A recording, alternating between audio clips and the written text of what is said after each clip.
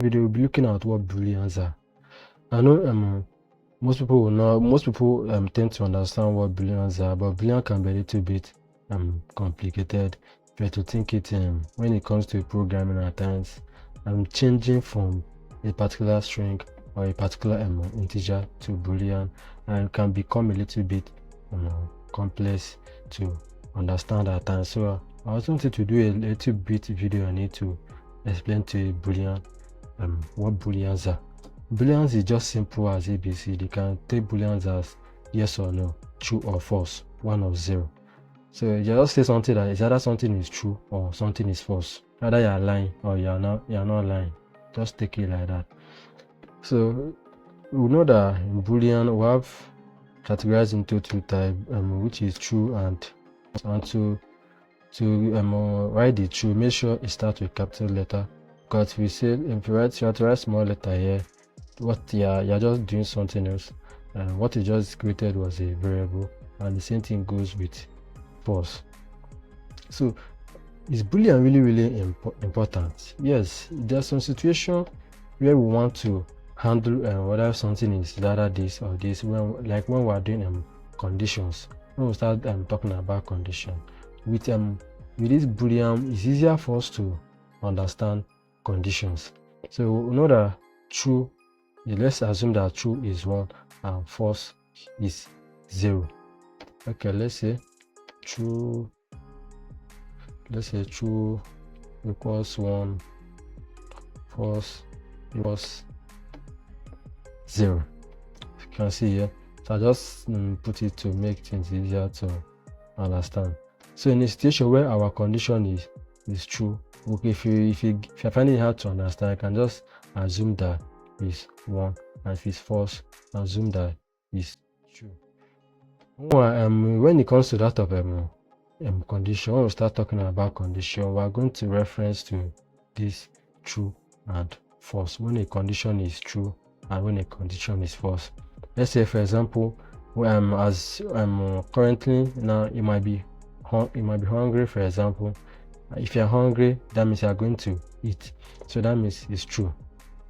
You get, it's true. You're hungry. That means you're going to eat. And if it's false, that means you are not hungry. For example, another example, if it's raining, it can either rain or it will rain. I can't see a situation whereby it's raining and it's not raining. So this kind of situation where true and false are being used. If you are still confusing of what class it belongs to or what data type it belongs to, you can use the, let me comment this out. Use the can use the type to check what class it belongs to. True. You can see it belongs to a class bool. So let me give an example. Let me say print bool. Let's say bool 1, for example. Print bool 1, you can see we got it was able to convert 1 to true. You can see false.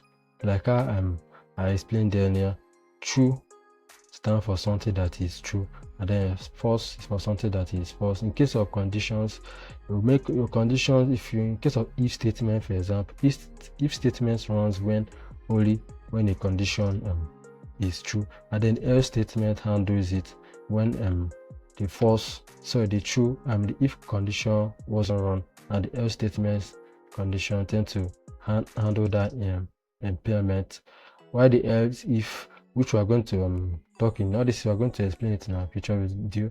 Even though I'm talking about loops like while loop, for loops, for example, we are going to make use of this boolean. Just have it in your mind that boolean is something that is true or false, 1 or 0. As you can see, when I try printing out 1, when I turn this I did bool.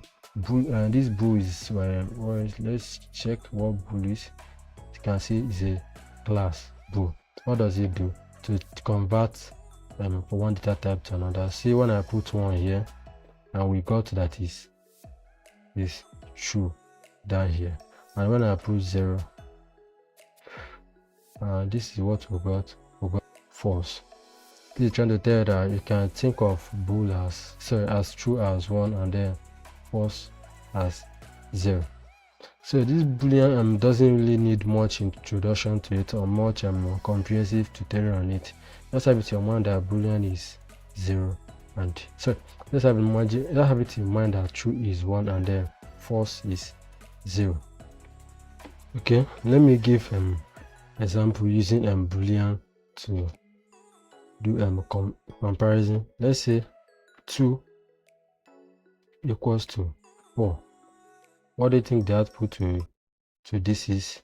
1 is going to be false. Let's print it out to see by ourselves.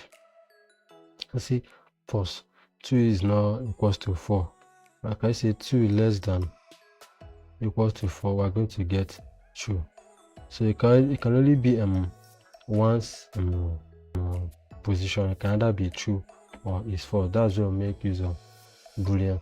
As we go on this video, you are going to understand more of boolean. When we start doing condition, the boolean will come to you naturally. So if you find it hard to understand, don't worry yourself.